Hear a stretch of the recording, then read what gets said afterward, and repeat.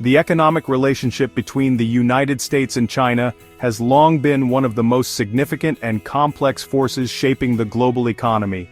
For decades, the two nations have been deeply intertwined, with American consumers benefiting from affordable Chinese-made goods and U.S. companies relying on China's vast manufacturing capabilities.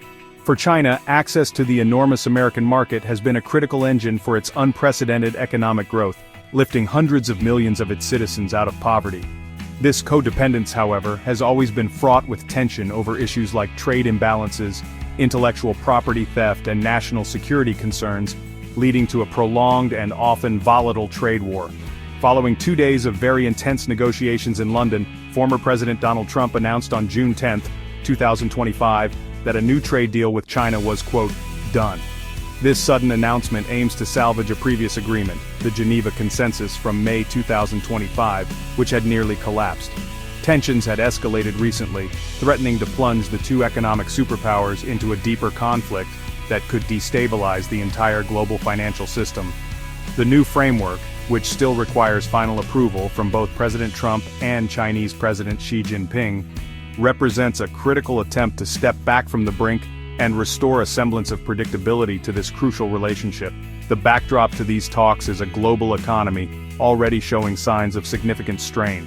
The World Bank recently revised its global growth forecast for 2025 downward to just 2.3%, explicitly citing the persistent trade uncertainty and high tariffs as major headwinds that are slowing down commerce and investment worldwide. Manufacturing activity out of Asia has hit a 17-month low, according to the GEP Global Supply Chain Volatility Index. This slowdown is not just an abstract number, it translates into real-world consequences for businesses and workers, creating an environment of anxiety and making any potential deal, however flawed, a focus of global attention. This latest agreement, therefore, is not just about tariffs and trade balances. It is about trying to find a stable footing on ground that has been shifting for years. The stakes are incredibly high for both nations. The United States is grappling with inflation and supply chain disruptions that affect American families and businesses daily. Meanwhile, China is facing its own serious domestic economic challenges, including a struggling real estate sector. Both sides have powerful incentives to find a workable compromise, but deep-seated distrust and conflicting long-term strategic goals continue to make any lasting resolution incredibly difficult to achieve. At the heart of this new framework are specific concessions from both sides, designed to de-escalate the immediate conflict. The most significant move from Beijing is its promise to lift the export restrictions it had recently placed on rare earth minerals. These materials are absolutely essential for a wide range of modern technologies, from smartphones and electric vehicles to advanced military hardware like fighter jets and missile guidance systems. By restricting their export, China was leveraging a key area of its market dominance, creating serious concerns in Washington and among its allies about supply chain vulnerabilities for critical defense and technology sectors. This reversal is a major concession. In return for China's move on rare earth minerals, the United States has agreed to ease certain unspecified trade measures. While the exact details remain vague, the deal also includes a significant policy shift regarding Chinese students. The Trump administration has pledged to ensure their continued access to American universities, walking back recent threats to cancel their visas.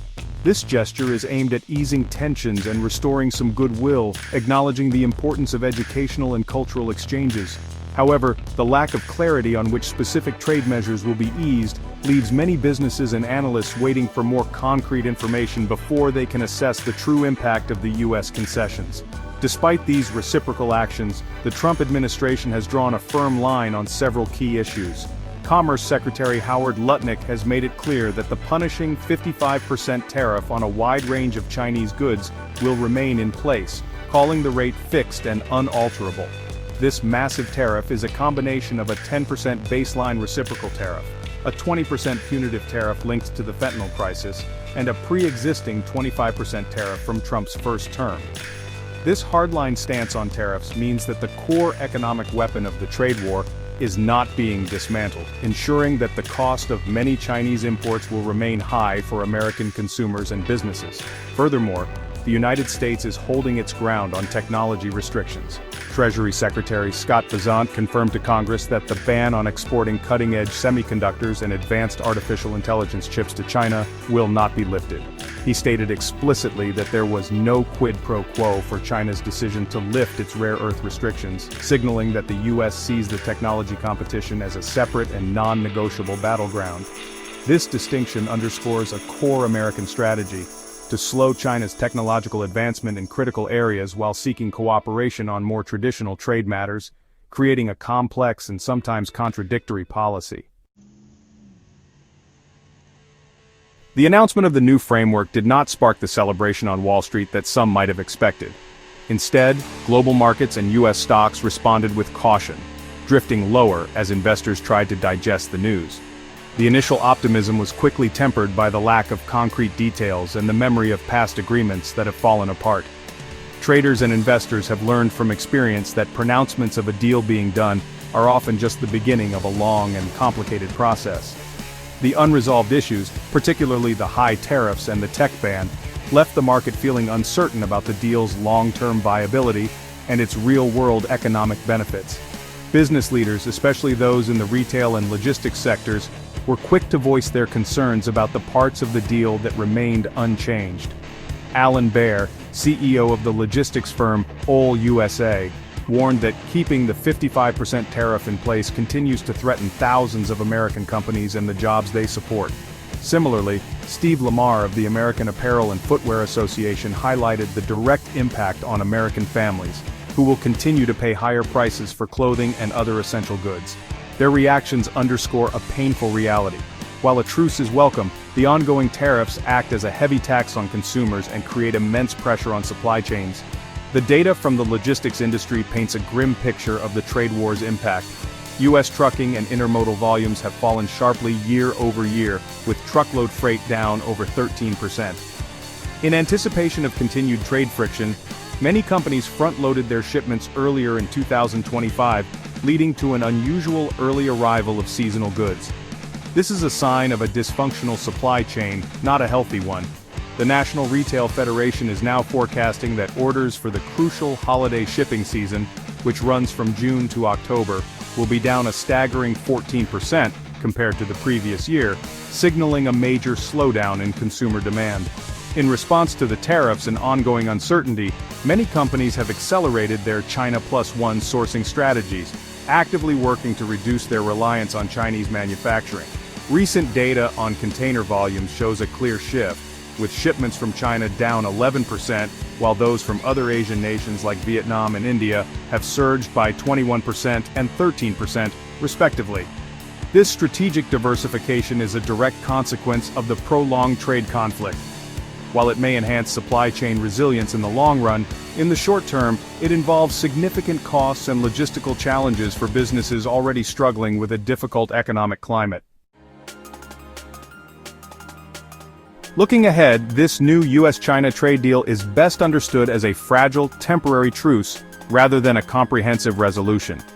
Analysts widely view the agreement as an attempt to return the volatile relationship to the status it held before the recent escalation, effectively kicking the can down the road on the most contentious issues. The core conflicts over technology supremacy, industrial subsidies, and market access remain unresolved.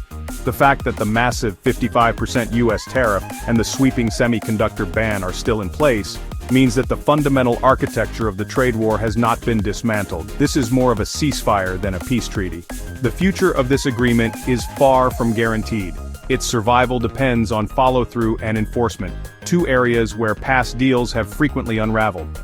Both sides will be watching each other closely for any sign of non-compliance, and the deep-seated mistrust that has built up over years will not disappear overnight. Furthermore, the Trump administration has indicated that this is just one piece of a broader trade strategy.